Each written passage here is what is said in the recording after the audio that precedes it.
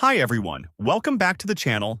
In today's video, I'll show you how to fix iMessage if it's not working on your iPhone. Let's get started. First, make sure your phone is connected to the internet. Open Wi-Fi or turn on mobile data, then try opening a website to confirm your connection is working. Next, open Settings. Scroll down and tap on Apps, and tap Messages.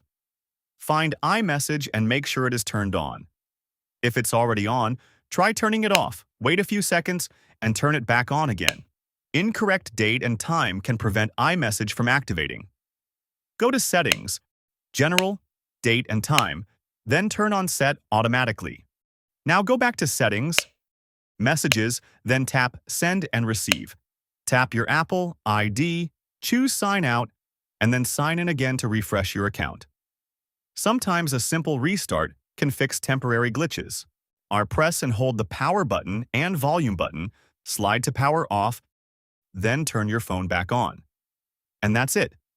If you found this video helpful, don't forget to like, subscribe, and hit the bell icon for more useful tutorials. Thanks for watching, and I'll see you in the next video.